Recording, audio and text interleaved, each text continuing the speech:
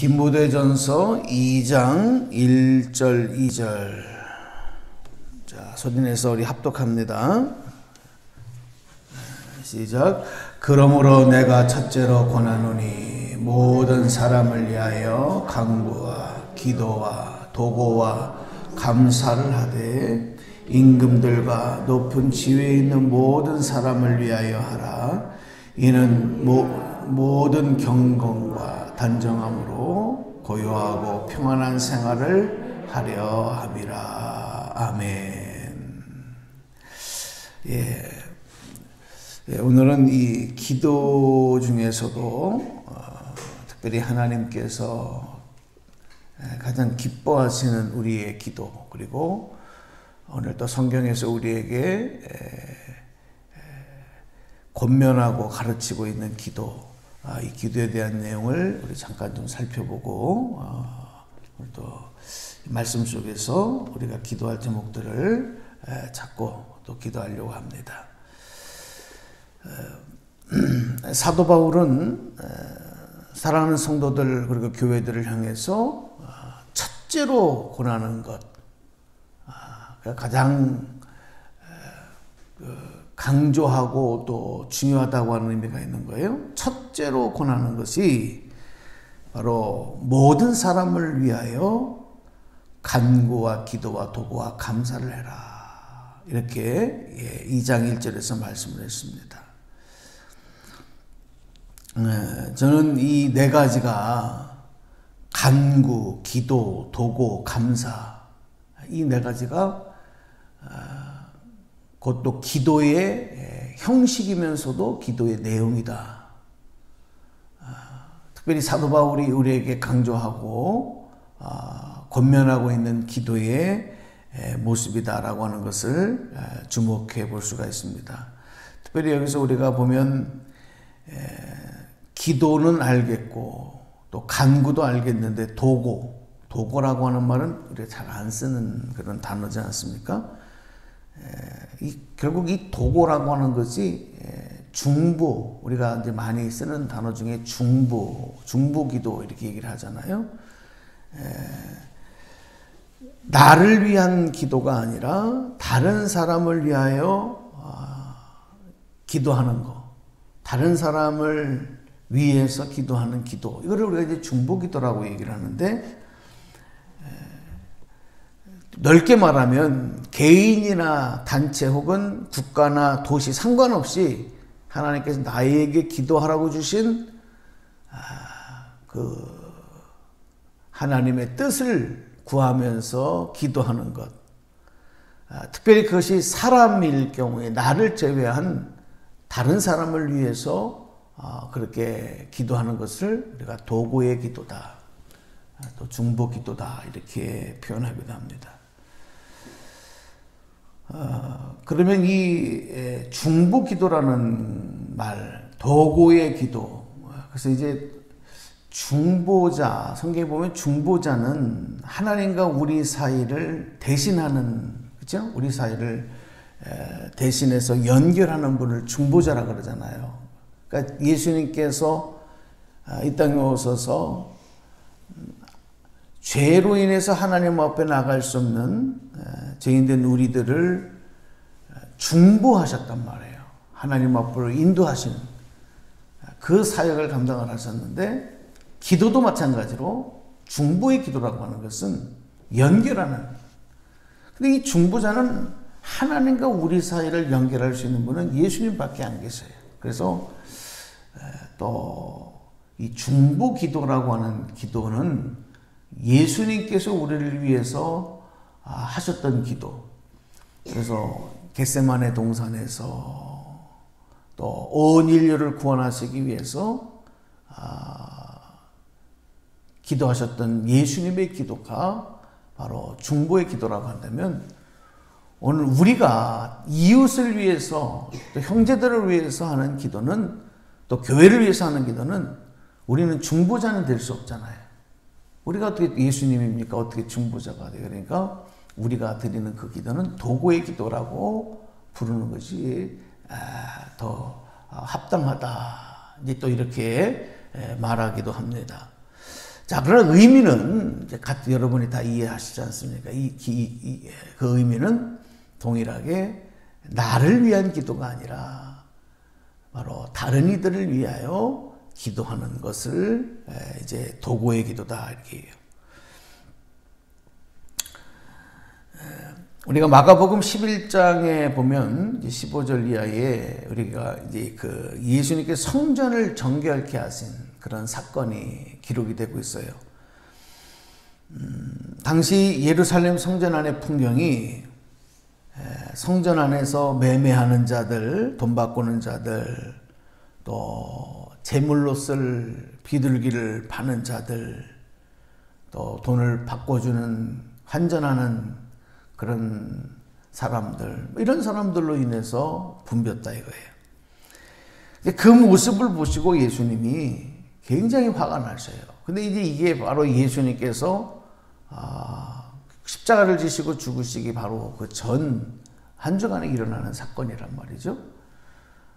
그래서 성전을 하나님의 뜻대로 이루어져 가지 않는 교회, 성전을 향해서 다시 새롭게 바로 세우시는 이제 그런 사건이 성전 정화 사건인데, 오늘날 이 교회가 교회의 기능을 제대로 하지 못하고 그 역할을 제대로 하지 못할 때 가장 먼저 그것은 하나님 앞에 기쁨되지 못하는 모습인 것을 우리가 잘 알게 되는 거죠. 그것만이 아니라 예수님이 화가 나시고 분노하시는 모습까지 나타나는 것. 그 이유를 우리가 좀 찾아봐야 되는 것 중에 여러 가지가 이유가 있겠습니다만은, 특별히 성전의 역할, 오늘날 교회의 역할은 무엇이냐. 그동안에 우리가 계속해서 예배에 대한 말씀을 좀 많이 드렸는데, 예배와 더불어서 교회의 역할은 성경에 보면 예수님이 그렇게 얘기했거든요. 만민이 기도하는 집이다. 교회는 예배와 더불어 하나님 앞에 기도하는 장소, 기도하는 처소다. 만민을 위해서 기도한다라고 하는, 온 족속을 위해서 기도하는. 그래서 예수님은 그 기능을 하지 아니하는, 그리고 다른 것들로 인해서 가득 차 있는 교회를 책망하신 거죠. 준엄하게 책망하신 겁니다. 성전이라고 하는 공간은 당시에 예루살렘에 있던 건물로서의 성전만 의미하는 것이 아니라 예수 그리스도를 영접한 그리스도인들 자신을 포함하기도 합니다. 자신을 나타내는 말이기도 하죠. 그래서 초대교회의 교회라는 단어는 성전의 의미가 이제는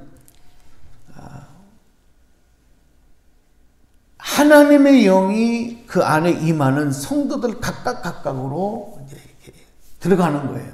그래서 신약시대에 와서 초대교회의 교회의 의미는 여러분 잘 아시는 것처럼 에클레시아,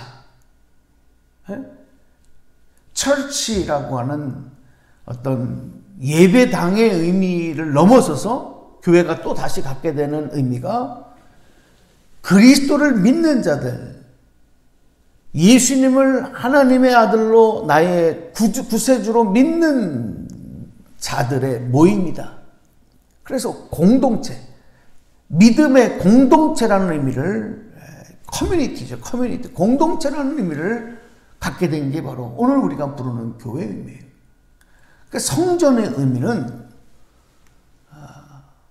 거룩한 공간입니다. 구별되어져 있는 공간, 하나님이 임재하시는 공간의 의미를 갖고 있었다면, 교회는 거기에 한 발짝 더 나가서 그것을 포함함과 동시에 그곳에 하나님의 영이 임하는 믿음의 고백을 가진 성도들 자신들이, 그래서 너희는 거룩한 성전이다.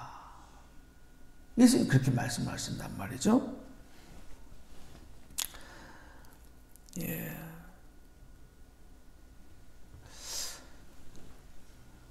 예수 그리스도를 영접해서 그분이 우리 안에 거하고 있기 때문에 교회가 되는 거예요. 그래서 예수님이 우리를 보시는 관점은 우리 한 사람 한 사람이 교회이기 때문에 바로 우리의 인생이 하나님 앞에 온전하게 예배드리는 삶이 돼야 된다. 이번 한 주간 동안 말씀드렸던 것처럼 예배는 형식과 그리고 어떤 반복적인 습관적인 그런 하나님 앞에 드리는 의식으로 끝나서는 안 되고 그것이 우리의 넓은 의미, 우리의 삶에서 드려지는 우리의 삶 자체가 우리의 생명과 인생 자체가 예배가 될 수 있도록 해야 된다는 의미가 바로 거기에 있는 거예요. 왜? 오늘 우리가 교회이기 때문에. 교회는 예배를 드려야 되잖아. 거기에 더하기 기도입니다. 교회는 만민이 기도하는 집이기 때문에 오늘 우리는 하나님 앞에 기도하는 사명, 오늘 우리가 입술로만 기도하는 것이 아니라 하나님의 영이 우리 안에 거주하시면서 또 이 땅의 모든 여러 가지 일들을 위해서 또 사회를 위해서 국가를 위해서 이웃을 위해서 또 우리 자신을 위해서 계속적으로 기도하는 사명을 감당하는 이게 바로 오늘 그리스도에 대한 성도들의 모습, 그것이 교회의 사명이기 때문이다. 자, 그렇다면 오늘 우리가 과연 우리 자신의 삶을, 인생을 또 우리 자신의 몸과 마음을 이렇게 예배와 기도의 삶으로 지금 아름답게 사용이 되고 있느냐? 이것은 오늘 우리가 하나님 앞에 다시 한번 묻고 그리고 결단해야 되는 내용이다. 그래서 오늘 우리가 이제 중보기도, 도고의 기도를 하라. 이것을 명명한 것은 너무너무 중요한 거죠. 왜? 기도하되 무엇을 위해서 기도하느냐? 무엇이 하나님이 명령하신 것이고 또 사명적인 기도이고 하나님이 기뻐하시는 기도이냐? 우리가 분명히 깨달아야 되죠. 만민을 위해서 기도하는, 온 족속을 위해서 기도하는, 나라와 민족과 사회를 위해서, 이웃을 위해서 기도하는 기도는 그래서 빠뜨릴 수 없는 기도예요. 예수님께서 이 땅에 오신 하나님이 육신에 머무르고 이 땅에 오신 이유가 뭐예요? 요한복음 3장 16절을 보면 하나님이 세상을 이처럼 사랑하사 독생자를 주셨으니 이는 저를 믿는 자마다 멸망치 않고 영생을 얻게 하려 하심이라.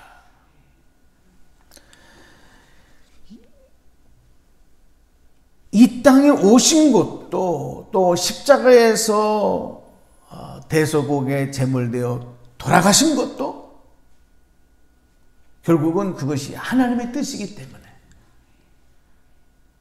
그것이 하나님의 뜻이고 하나님의 명령이기 때문에 예수님은 그 뜻을 감당하셨거든요. 왜냐하면 예수님이 겟세마네 동산에서 마지막 기도하실 때 아버지여 내 뜻대로가 아니라 아버지의 뜻이 이루어지길 원합니다. 아버지의 뜻이 이루어지기를 원합니다. 그 아버지의 뜻이 바로 뭐냐?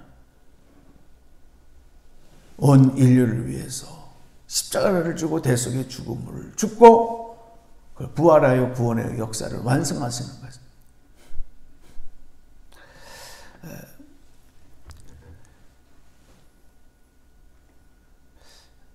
하나님의 크신 명령은 아브라함에게 하신 명령에서도 나타나거든요. 창세기 12장에 보면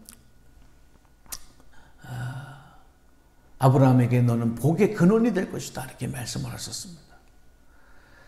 그러니까 아브라함을 부르셔서 축복하실 때는 너만 복을 내가 줄 거야.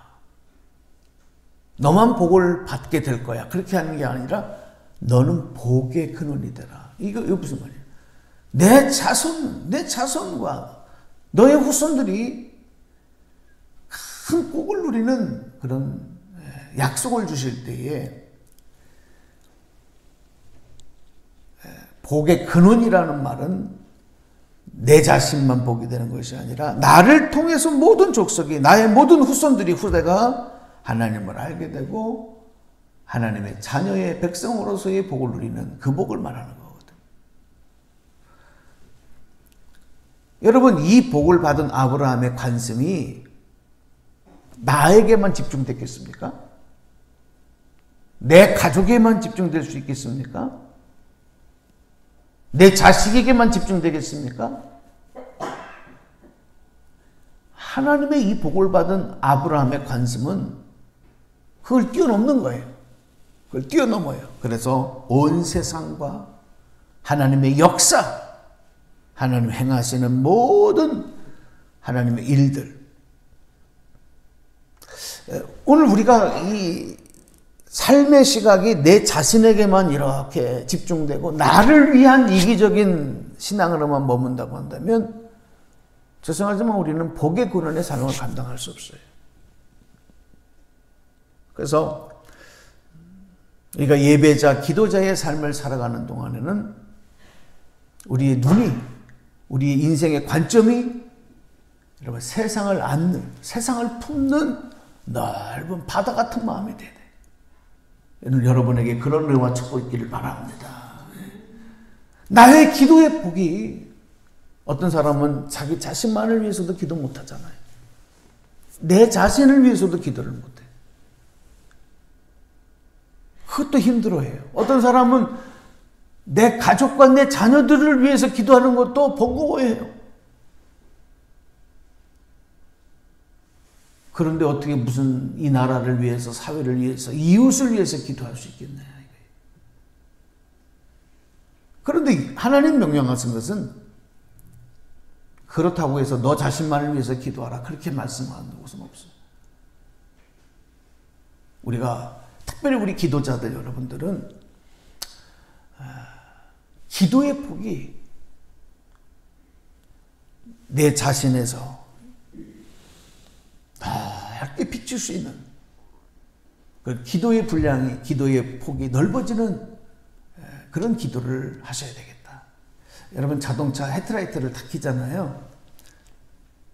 밤에 헤드라이트를 다 켜면 그거를 만들 때, 이 불빛이 나갈 때 이렇게 쫙 앞에까지 번져지게, 그래서 가급적이면 더 멀리 넓게 볼 수 있도록 그렇게 빛이 이렇게 넓게 나가도록 만들어 놨어요. 그래야, 그렇죠, 어두울 때 운전자가 다 비치지는 못하고 그렇게 만들어 놨어요. 자기 눈앞에 있는 것만, 예를 들어서 뭐 우리가 랜턴 같이, 후레쉬 랜턴 같은 걸 딱 비치면 비춰지는 폭이 한정적으로 보이잖아요. 근데 자동차 헤드라이트는 더 넓게 비춰진단 말이죠.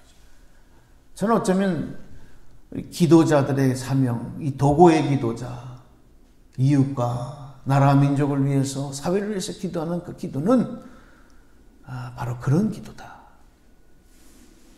그것이 바로 복의 근원으로서의, 또 근원이 된 성도로서의 기도의 모습이다라고 말씀을 드립니다. 어느 순간에 우리나라의 기도가, 기도 훈련이 시대적으로, 역사적으로 굉장히 개인적으로, 국가적으로, 사회적으로 어려울 때, 그때 이제 막 기도 운동이 일어났어요.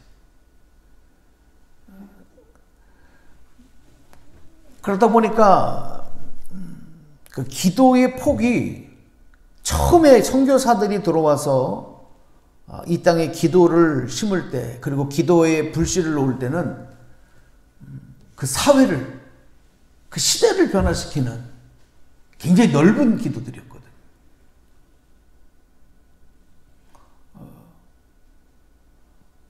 근데 이 기도에 넓게 퍼졌던 기도가 점점 좁게 온 게 내 자신의 복을 위하는 기도로만 이게 좁아진 거예요. 내가 복을 받고, 우리 가족의 복을 받고, 내 자식의 복을 받고, 나만 잘 되고, 나만 잘 먹고 잘 살고, 성공하고, 내 기도가 응답되지고, 여기에만 만족하는, 그러니까 기도는 더 뜨겁게 더 많이 하는 것 같지만 기도의 폭은 번져가지 못하는, 그게 이제 그 시대에 어렵고 힘들게 살 때의 기도였기 때문에, 그리고 구원도 사회적인 구원보다도 개인 구원에만 집중하는 이런 복음들이 주류를 이뤘던 거예요. 근데 이제 우리가 정말 예수님의 기도 그리고 교회의 사명을 다시 한번 온전히 깨닫게 될 때 여러분의 기도의 분량이 또 교회의 사명이 복의 근원으로서의 만민이 기도하는 집에 그런 교회의 사명으로 우리가 온전히 넓어져 가야 되겠다 하는 것을 다시 한번 말씀을 드리면서 특별히 하나님이 가장 기뻐하시는 기도는 도구의 기도입니다. 예수님의 사역을 통해서 그것을 증명하셨습니다. 그리고 그 이후에 솔로몬이 하나님 앞에 기도할 때 솔로몬의 간구 속에서 그가 자신의 유익만을 위해서 구한 것이 아니라 나라 민족과 백성을 위해서 왕으로서의 정말 올바른 사명을 감당하기를 위하여 구한 그 기도가 구하지도 아니한 것까지 더해 주시는 하나님의 축복의 역사가 나타난 것을 우리가 확인하면서 우리 하나님이 정말 기대하시고 원하시는 기도가 어떤 거냐, 이 내용을 우리가 다시 한번 확인할 수 있습니다. 오늘 2장 1절에서 읽었던 말씀처럼 내가 첫째로 권하노니 모든 사람을 위하여 간구와 기도와 도구와 감사를 해라. 그리고 2절에 임금들과 높은 지위에 있는 모든 사람들을 위하여 하라. 그랬죠? 그러면서 이는 우리가 모든 경건과 단정함으로 고요하고 평안한 생활을 하려 함이라. 이렇게 말씀했습니다. 오늘 여러분의 기도가 이 사회를 그리고 국가를 역사를 바꿔놓을 수 있다는 것, 그것은 여러분의 예수 그리스도의 생명이 있기 때문에 가능하다는 것, 여러분 기도의 생활에 성공하시고 복의 근원이 되어지는 그런 기도자들, 예배자들 되시기를 주님의 이름으로 간절히 축원합니다. 축복합니다. 기도하겠습니다.